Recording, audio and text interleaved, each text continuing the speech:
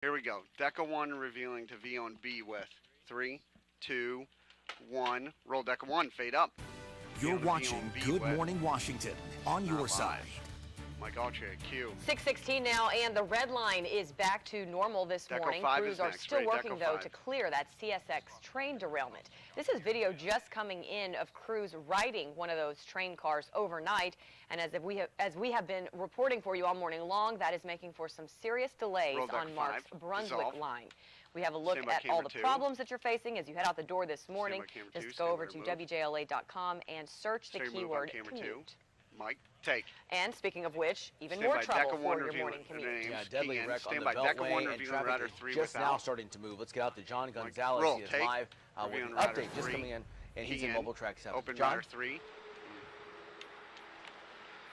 Larry, good morning. We are just outside the safety guardrail here on the inner loop of the Beltway. You can see we parked Mobile Track 7 here on the shoulder, and VDOT crews making very quick work of the mess, all of the mess left behind with this fatal car crash.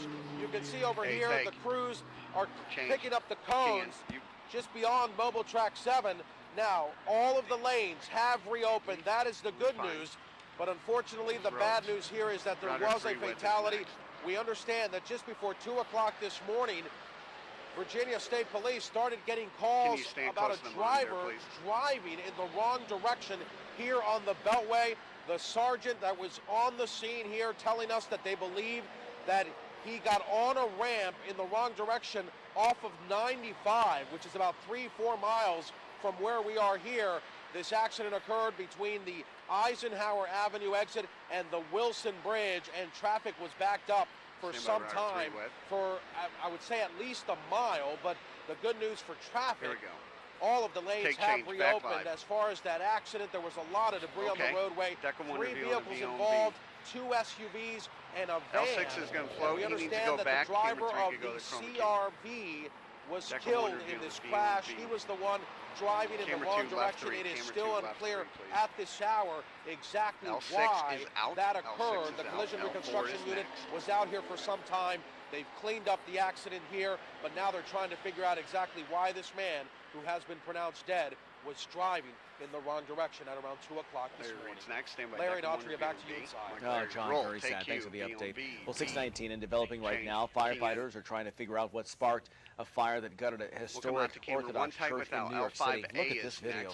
Parishioners could only watch in tears as the 160-year-old church burned Sunday night in Chelsea. This is the Serbian Cathedral of St. Sava, and yesterday was the holiest day of the year for them. The church had been packed with people earlier that morning for Easter service. No one was inside at the time of the fire. A potential battle is brewing over a prince's multi-million-dollar estate. Family members are heading to court today to lay claim to an estimated $300 million. Prince's sister says he had no will or trust, and under Minnesota law, all of his siblings, including half-brothers and sisters, are entitled to his fortune. Prince's older brother is now speaking out. Track B, take, same banner. With any 10 seconds, estate matter, with any family matter, weddings, funerals, 5 seconds. Emotions, soar. Mike, you. Well, many people are also coming forward claiming to be sons and daughters of Prince. A Los Angeles-based company that searches for possible heirs to estates says they've been overwhelmed with calls. Right now, though, no claims have been verified. Apparently, you got a lot of love children out there, according to all these people who are like, wait, $300 million? I think that's my money. Oh, yeah, exactly. Yeah, my mother said she met him once at a party, and I think, yeah, kind of look like him, maybe. Sad. Yeah, it's too bad, yeah. That's the Capitol wheel behind us. Yeah, look at that. Yes, I mean, you can't even see the top part of it. I mean, a very, very foggy start to the day. The good news is skies are actually going to brighten a little bit later, and we'll finally see some sunshine. But you are going to be dealing with a lot of that dense fog as you're getting out the door. Temperatures are cool. We're starting off in the 50s. And even though I'm not tracking a lot of rain here in the DMV, it's that drizzle mist. So don't worry about your hair, ladies. gentlemen, too. Temperatures will be climbing into the middle 60s by lunchtime, and skies will actually be brightening, too.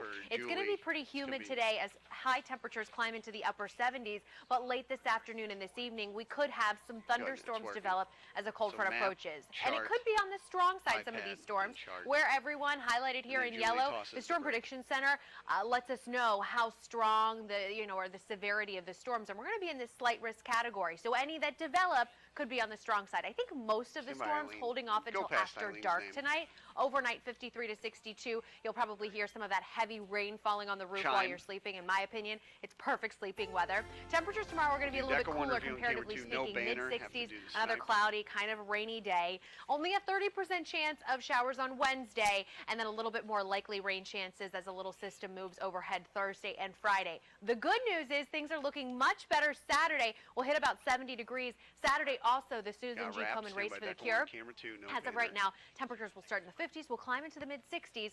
So far, looking pretty good for that, and just a slight chance for late-day showers on Mother's Day Sunday. So don't forget your Mother's Day present, Julie. Right? Does Pete get scared with all that hard rain and downpours? Thunder. He doesn't like it. Yeah, most doggies don't.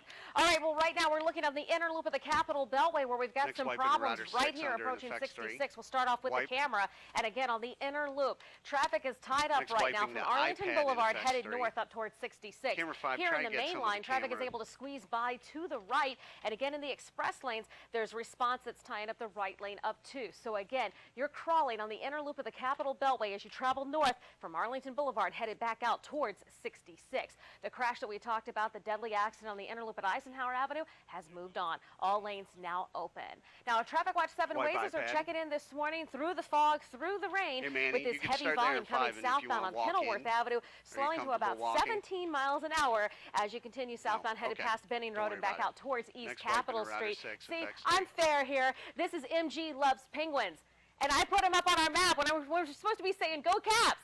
But nonetheless, just checking in at 17 miles an hour coming inbound off of Kenilworth Avenue. You'll also find if you're inbound on 50 out of Landover, a lot of slow traffic here this morning as well. That heavy volume out of Chevrolet headed over towards the New York Kenilworth Avenue split.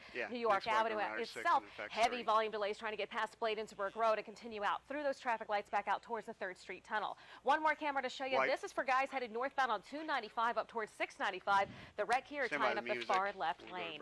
That's our traffic watch. Back within the next 10 minutes. We'll update your ride on the west side of town. Stay with us. Good Morning Washington continues right after the break. Fade. Stand by to roll the break in 3.